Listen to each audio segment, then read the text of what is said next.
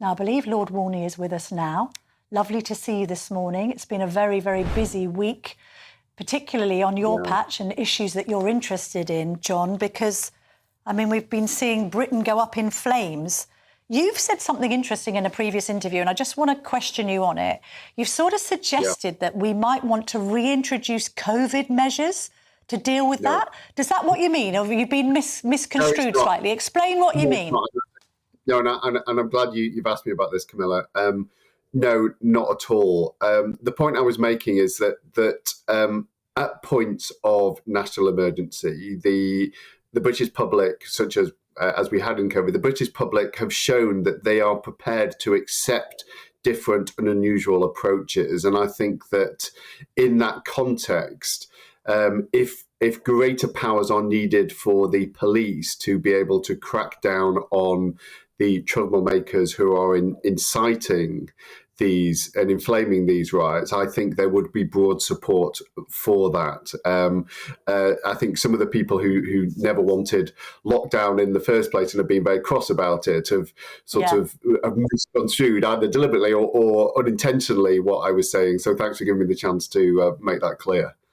OK, I understand. What do you make of Keir Starmer's description of those involved in the unrest as being far right?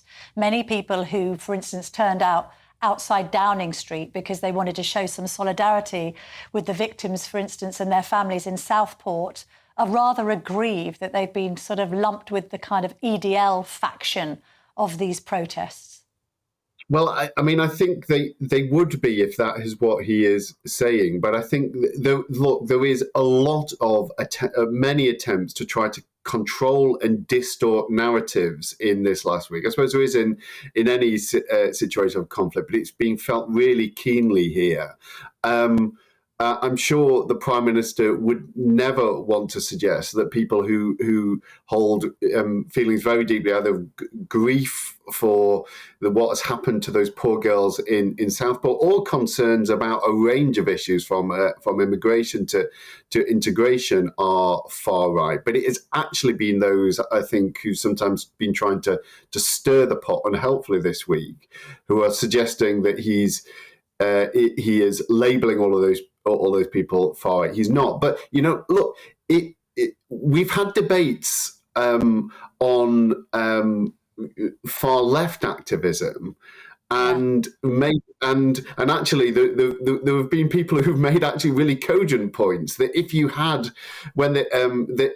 a demonstration or a protest or a gathering or whatever it is that turns violent, and has the kind of awful scenes that you've seen, then clearly there is a problem with that whole demonstration, and action needs to be taken. And I think we probably need to see what has been happening this week in that context.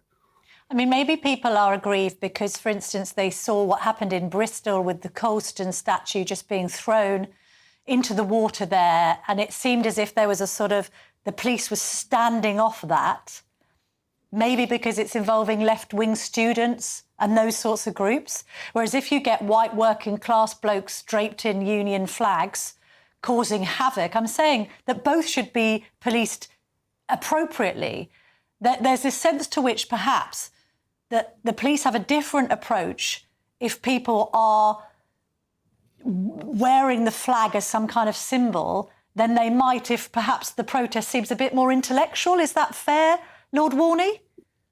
Well, I've been critical of the police in the past over sometimes standing off, and I don't think actually that they do, and I've questioned them strongly on this. I don't think they do that for ideological reasons. I think sometimes there has been a mistake in the past that they have been unwilling to enforce the law in certain circumstances for fear of the situation getting out of control. There does need to be even-handedness. But look, I think you are onto a loser if your argument, I'm not saying you personally, Camilla, but if your argument is that you want to protest against two-tier policing by setting fire to Citizens Advice Bureau and smashing stuff up and calling yourself the police, then you're not really going to win a great deal of sympathy. And I think people need to back off from that position. Yeah, no, I totally agree with you. I mean, it's just thuggish, moronic and ridiculous, the whole thing. The idea of taking on the police when the police are trying to help people, particularly in Southport,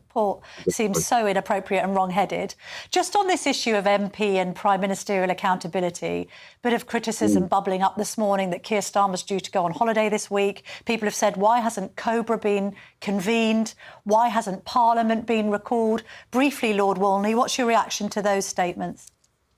Look, Keir Starmer, you can see, is absolutely on it, as is the Home Secretary and his ministers. Well, he won't be if he's on holiday this week, to be fair. He was clearly working all the way through yesterday, and I imagine that even if, formally he is spending some time with his family next week, he will be properly plugged into it. I'm sure that is an issue which they are keeping a roving brief. And prime ministers are never fully off duty, as we know. Even if they've gone somewhere, they take with them the full apparatus to be fully switched on. Briefly, John, should Parliament be recalled at least, or should COBRA be convened? Very quickly.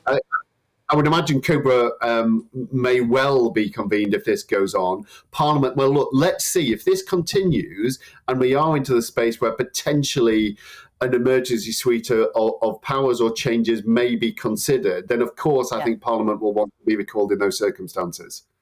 Lord Walney, thank you very much indeed for your time this morning.